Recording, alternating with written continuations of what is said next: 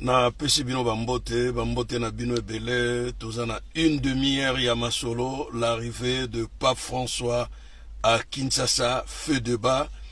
Alors, chers amis, chers compatriotes, je vous salue et je vous dis tous bonjour ou bonsoir, ça dépend de l'heure où vous me suivez à cet instant. Voilà, je suis votre humble serviteur, spécialiste du Congo et de la politique africaine. Donc voilà, je suis un analyste politico-économique. Bon, voilà, comme d'hab, cette vidéo est dédiée exclusivement aux Congolais. Voilà, avec 80 millions de Congolais, ça me suffit déjà pour faire une vidéo en Chiluba, Congo. On n'a pas besoin de gens pour venir nous balancer de cœur ou de quoi, parce que le Congo est attaqué par le Rwanda. Le Congo, qui est l'ami de plus de 9 pays frontaliers, voilà, 9 pays, il n'y a aucun pays parmi les 9 qui s'est dit, ah voilà, le frère Congo, je viens à votre rescousse. Ni le Congo-Brazzaville, qui a une capitale qui est Brazzaville, la capitale la plus proche avec Kinshasa, n'a jamais osé dire « Je viens à votre rescousse ». Ni l'Angola, ni la Zambie, tout le monde nous regarde bafoués, massacrés par le voisin, le petit pays voisin, le Rwanda.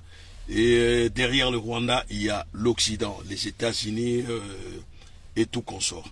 Donc voilà. Chers amis, vous m'avez beaucoup manqué, mais cela ne m'empêche pas de vous faire cette belle analyse, voilà, matinale. Cette belle analyse matinale. Donc, voilà, la vidéo est là, à votre portée. La vidéo est là, encore une fois. Mbote Nabino, comme on dit en lingala. Mbote Nabino, ça veut dire bonjour à vous. Mais souvent, en vrai lingala, on ne dit pas Mbote Nabino. On ne dit pas bonjour à vous. On dit bonjour à nous. Pourquoi à nous? Ceux qui sont proches de nous. Voilà, on dit Mbote Nabiso. Bonjour à nous.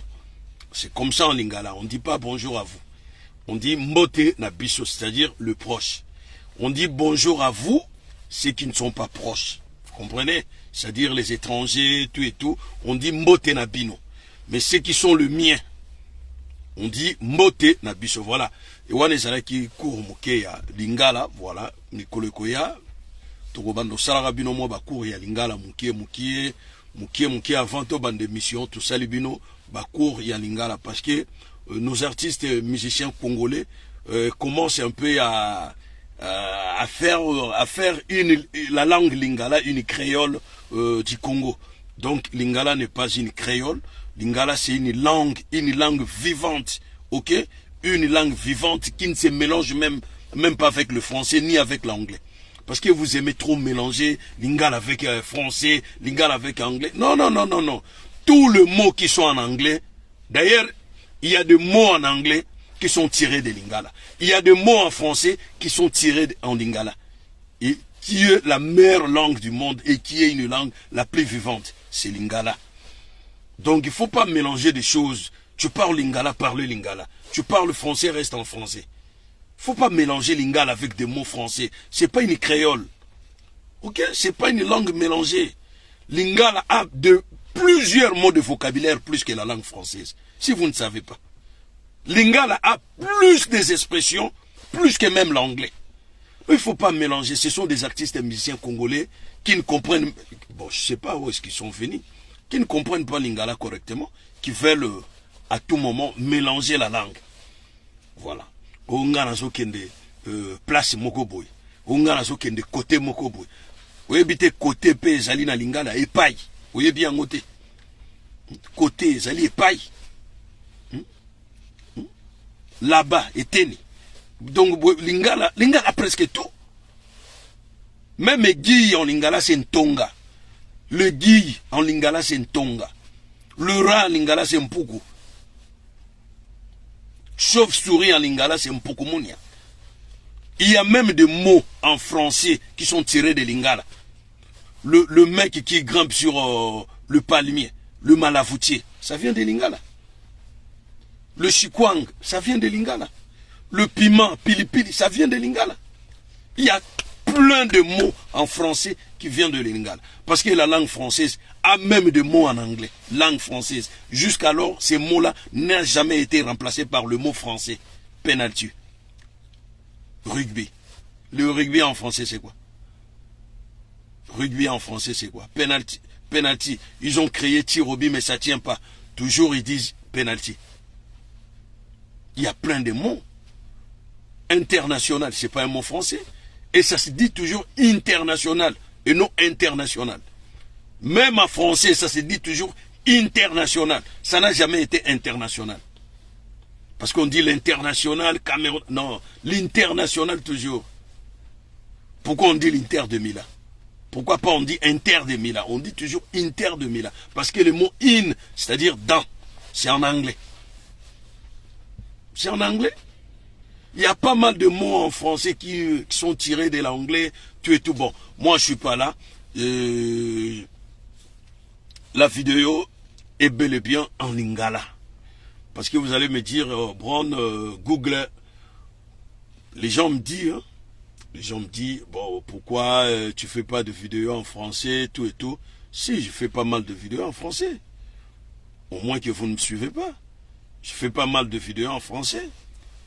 Pas mal de vidéos, je le fais en français. Voilà. Faire une vidéo en français, c'est mieux.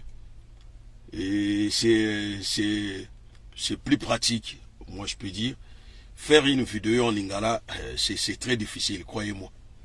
C'est très difficile. Parce que trouver des mots, réfléchir beaucoup. Parce que lingala, il y a même des gens qui sont nés au Congo et qui ne font même pas de vidéos en lingala. Hein, qui sont nés au Congo, qui n'arrivent même pas à faire de vidéos en lingala. Faire une vidéo en lingala, une vidéo explicative en lingala, hein, c'est pas donné à n'importe qui, croyez-moi. Et je ne vous mens pas. C'est pas donné à n'importe qui. Tu commenceras à rompre sur place, hein, à manquer de mots de vocabulaire. Faire une vidéo en lingala. Laisse tomber. Il y a combien de rappeurs qui rappent en lingala? Il y en a combien? Mais c'est une belle langue pour faire du rap en lingala. C'est une belle langue. Si tu sais bien rimer, tu feras un bon morceau de rap en lingala. Je vis à l'époque Fatima Seya, il y avait pas mal de groupes, mais ils n'ont pas vraiment donné le goût. Le meilleur d'eux. Donc voilà, lingala, c'est la meilleure langue du monde. Et moi, je regrette beaucoup quand Fally chante en lingala et mélange lingala avec le français. Ça tient pas. Soit Fally, tu chantes en français, tu fais le morceau entier en français, soit tu chantes en lingala. Tu as fait Liputa en lingala du début à la fin. Le morceau jusqu'alors cartonne. Il n'y a pas eu deux morceaux qui sont restés éternels à part ces morceaux-là de Liputa. Partout où Fally va, s'il joue le morceau Liputa, tout le monde est content. Donc voilà pour vous dire que cette langue, on a vu même Fally featuring avec, comment s'appelle, R. Kelly. R. Kelly même a utilisé des vibrations de l'anglais en lingala. Il a utilisé des vibrations anglais en lingala. Parce qu'en anglais, on utilise des vibrations comme... mais lui, il a... c'est en lingala. Donc, pas R. Kelly a utilisé ça, c'est Fally qu'il a appris, mais c'était meilleur. Bon, chers amis, chers compatriotes, Tozana Bino et Longo, Mbote Nabino, arrivée de Pape François na Kinshasa, ça fait polémique. Ça fait polémique et ça fait aussi débat. Bon, voilà. Pape, on a un bon sono. Pape, mon esprit à colonisation, et zana on a biso. Pape azali motinda mi nzambe. Pape asolo la gana nzambe, azamutu munene. Orge mwana mai gutu. Azana ega mutu logola yonanga. Yegu biso gutu za bien kolega ye. Yegu ta ko telema te bazofandise na kiti azosumba na bilamba. soi-disant mombo na nkolo motinda mianzambe azoko akuvanda ta komi na chaise roulante omoni mutuka wana ezalaka ezana moi trou ya plafonnier awa il faut bobima libanda bozala être vu mais makolo na bino etelemi na moi tabouret moko boye mais pape akotelema te ni pendant 5 minutes ni pendant 6 minutes donc akozalaka na kati ya mutuka na ye abatami po vitre akolinga kokita te na poussière wana ya Kinshasa omoni bakomboli yango na ebisa yo Kinshasa bakombola ngo bongo te po vitre soka kitisi apesaka bato mbote akomo yekola na lingala kokamwa donc akomi ko yekola na lingala akomi pena kolobaki azana motema ko bomba abomba o azana matoya koyoka oh mama na ngai vraiment. Alors, ils ont vite compris qu'arriver à Américains avec des groupes gospel, des églises de réveil, botoli bango presque 40%, il y a fidèles. Fidèles mingyo bozomona na église de réveil, bazalaki catholique lobby. Après bêtises les gars qui mingi pe na catholique, viol, ya mineur, pédophilie, makambo ebele. Et ko sala ki américain wana yena biloko na bango na tuwana, yuda wana. Baïko financier l'église de réveil et ça que l'église catholique a perdre un bon nombre de fidèles naïe bakende na l'église de réveil.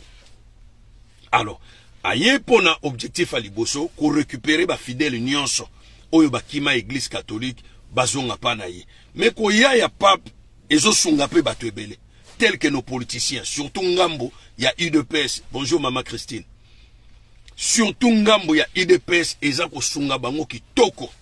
Parce que bayebi ke full oyo papa kosala bango bakoya parce que papa zane na drapeau ta koya na drapeau a Vatican te na Kinshasa mais bango nde bakoya na ba drapeau ya UDPS alors full église catholique tango koya bango baye na plus de drapeau ya UDPS ba tomboli likolo et bimi lokola UDPS mutu e yambi pape bozana deux lieux oyo ba ménager pour na koyamba pape bozana esplanade ya Ndolo bobongisi esplanade ya Ndolo or que boyebite na Ndolo wana otobengi camp lieutenant Mbaki otobengaka camp Faza ou camp FRDC camp lieutenant Mbaki wana bozalaki na gare ya train ya munene modèle ya gare de Lyon oyo train bande ko uta Mikondo vers l'aéroport train go biso tanto zokola tozo no hotel aéroport tozo zo train na kawana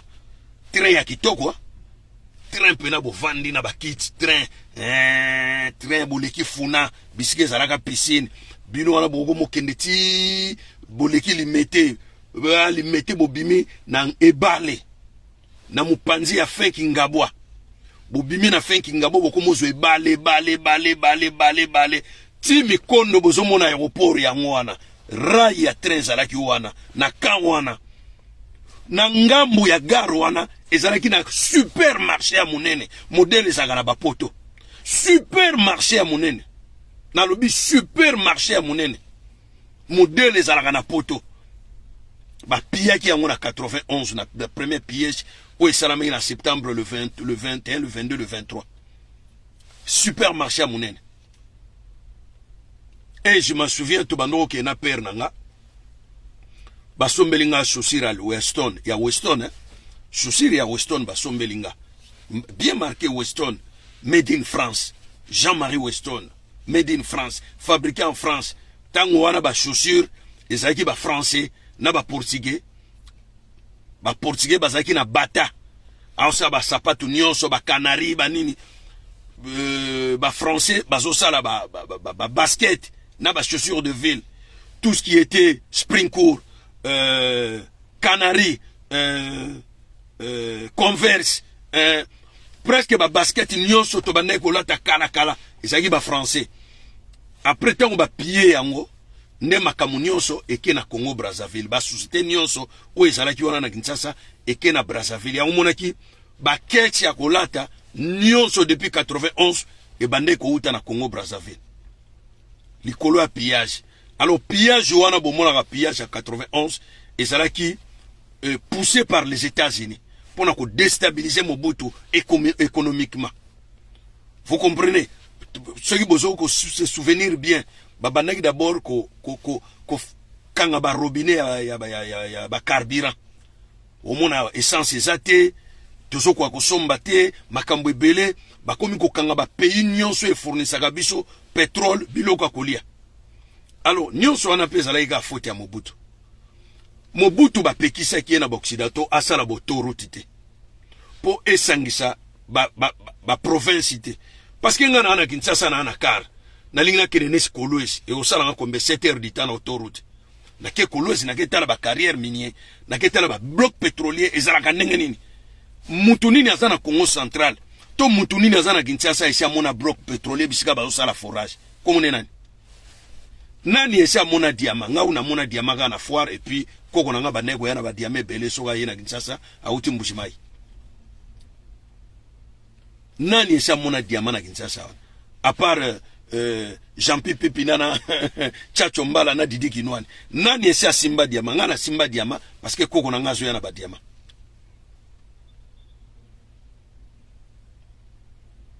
Omone basala kibino. Basali bino bamba. Parce que lelo makambo ele kakanesi na Beni. So to agino toruti moke kendati Beni. Oh, me banoko pena ba holobake ate. Tuketia bana mai na Beni maboko.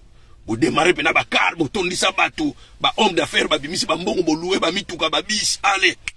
Tukenda pena na ba machette, tuke ko soutenir bande ko na biso ya Beni. Me banzela ezate okende Beni ndenge nini. Okende Beni ndenge nini.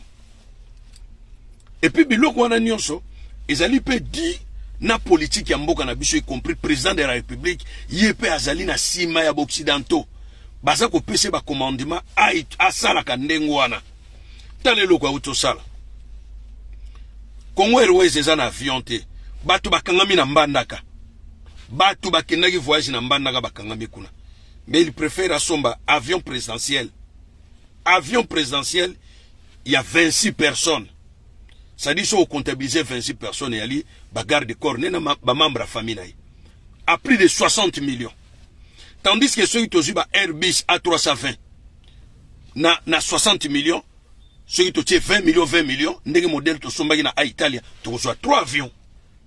To benda 3 plans. Omoni mais nyonso wana baza osala de sorte que biso tozala kaka bazoba to comprenaka politique na bangote zwa opposition bino esi boyoka ba Fayulu ba Muzitu ba Mbemba ba Moïse Katumbi ba sangani po balobela makambo ya Beni esi boyoka ngo Fayulu asala moi quelques deux déclarations apemi na ye ke opposition pena ke ba Bemba ba Fayulu ba Muzitu ba Moïse Katumbi ba ye pena lelo to sala marche ke gouvernement pena tia makoki tokende guerre to na parlement pena ba député ba telema balo ba ke mbozo il faut to sala motion ya guerre to sala guerre na Rwanda si boyokango. Donc tous ces gens là sont des complices. Il y a malheur na biso si ko ba profiter na arrivée ya pape et puis tozo kende na ba élection recensement salamité baso ebisabino plus de 50 millions de personnes nde ba ko voter.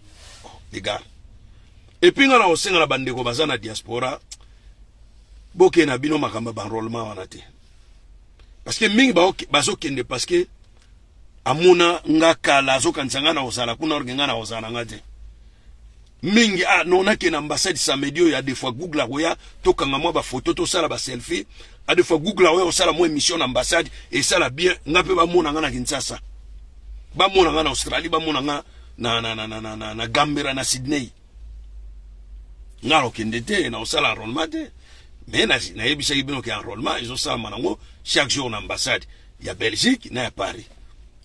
Bomoni batu nyonso bazalaki ba comédien na ba chronifois ki nyonso bazalaki na France ba keiko ko sala ko participer na députation élection à députation ba koma ba député nyonso wana pour ba soutenir bazalo kola ba comment bazalo wa ba bouclier humain ya UDPS. Donc ba agent fictif ba agent wana baza wana pona ko soutenir IDPS après ngunga moko okomona union sacrée mosué ko botama bato musu ba utagi na ba PPRD ba longoli bango ali batasika parce que l'objectif ya Félix Chilombo a créé parlement ya sika na ba député ya sika oyo ba ko obéir na ye ba uti na PPRD mais ba uti na ngambo moko yebanité objectif ya ngwana. Alors babilo wana sur bozolandango on est tous perdants. On est perdants. Parce que vous foutez à Bissonini, et vous changez Bissonini, et vous mettez Bisso. On est de perdants, chers amis. Tout font la mise, tous à la macasse, tout font la mise, tout le monde a la bêtise. Pape, Azanae Moto, Pamba, c'est un simple citoyen. Azanae Penganga, Nzambete, Nzambe pa yebina yete. Néo, Bino, to Congo, Boliara bien, Moboza en bonne santé, Koleka Pape Wana, Pape François. Autokoya combien de fois? Soit télémé, bio na mabele balokotier. Ti ba moni moite abiate. A combien bon son, boutega na chaise roulante. O ezana moteur yemo atamu saba on l'accepte a combien na esika moko boy na yena chaise. A côté sur hôpital. Siko mikolo lokola yoki moi bien. O azoki na Kinshasa. Azoki no sala nini? Liboso aswaki ba critique Olive Lembe na bambongo yo ba boma batu na chikapa kuna ba carrière minier nyonso ya baluba ba bengana baluba ba komisa baluba ba wewa bango baso ba carrière minier na mobali na ye ba boma baluba na yebisi bino na nenga osakana te Olive Lembe na mobali ne Kanambe siko mbongo wana baswaki baketonga cathédrale monene na Goma yango siko il faut papa yako inaugurer pe accueilli pa ya cardinal du Congo ake koyebise ke aza ne sengo ndenge pape atindi lettre ke aza koya na Kinshasa basali pe ba bediri ye pe moni cardinal na bino azo benir mama wana ya criminel, mama wana ya ndoki, mama wana qui mérite être dans une cellule de prison, même 30 ans d'emprisonnement pour na crime yena mobali na ye. Mais cardinal na bino aza ko benir ye, azako bénir après 60 millions et bimili sous. Donc 60 millions basombi avion pour na Chilombo, luxe l'équipe mingi azo supporter sous poussière té. Luxe l'équipe mingi basombi avion 60 millions, babimi sous 60 millions, 120 millions. Pour na ko embellir ville de Kinshasa, basali 2 podiums soki boyebité. Na esplanade ya Ndolo, ya camp lieutenant Mbaki, na stade de Martyr. Omoni batu ba uta kingasani ba ema kolo a defamfule robeta ba liete ba melite ba futi bango pete ba zongi su na kingasani makolo. Peuple congolais nga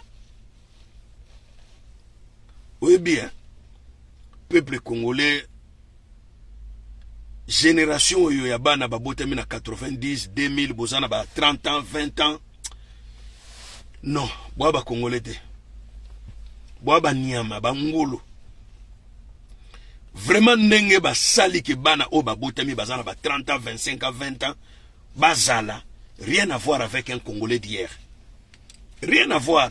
Ça dit, ba détruire l'éducation, ba détruire bon moto ya bateau, ba bébisi enseignement, ba tie politique ya kindoki na sur terrain, allez ba créer personnage moko ya sika. Solana, ozo solana mwana azana 25 ans, aobengo famille. Aobengo poro, aobengo tata. Aobengo yaya. Aobengo noko. Est-ce que vous avez membre de la famille nanga? Vous avez membre de la famille nanga? Na famille nanga kutu bano bazali ba cousin ba cousine ba benga nga tonton. Yo benga nga famille nengeni. Ba terme wane uchu api. Biso tango tozokola. Yaya nyonso ya quartier, ata ya quartier mususu, okobenge yaya. Kobenga yaya. Mama nyonso ya Congo. Soki ozoleka, mambote, mbote mwana, mama mbote. Boyena ba moro, ba poro, ba tara, c'est quoi ça? C'est quoi? C'est quelle éducation? Ngai mama moko boye na nzela, nake no kobenge moro. Mama boni muke mwana abengi o mwana lokola mwana na ya ndako yo pe bengi mama lokola mama aboti yo biso okola père master. Ah bonjour papa, ah fils ça va abengi fils ndenge mona mwana ya ndako ne lengi siko boke no sopana kuna pape pa otala bia bainge beni basakaka bampate batoto chaka singa soto lobi nzamba lobi boy amen siko pena bakoma ba meme ya solo otia muto na muto singa mais nzamba lobi boye mais boko bampate bango batikali ga ba berger bino botikali bampate so yepe mukula fete koki ba bendio ta kingo balekisio na nzongo oza mpate belé ya mbongo wana ba ko tonga ta 10 écoles 10 meilleures écoles d'Afrique na 60 millions ba uti go bebis 10 meilleures écoles d'Afrique ba ko construire ba école ya ba 3000 élèves na mbongo wana ba bebisi pa ngobila pona ko yamba pape mo bonsono moko boy handicap moko boy tokene wapi akwa ko pesa Kongo nini siko soki ayebiso to sele be mission azong sa mbongo wana na kesa leta oyo ba bebisi wana na Kinshasa to tikete oh là là là là là là là là là là, mais c'est incroyable. Nana maya umelateo. Ngam nazanga ba maite. Nazanga ba maite me.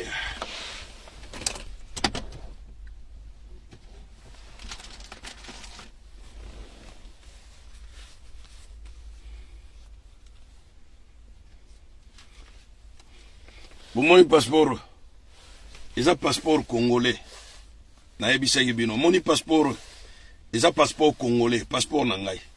Ils ont passeport à souka, ya souka. Oh na ke usalis.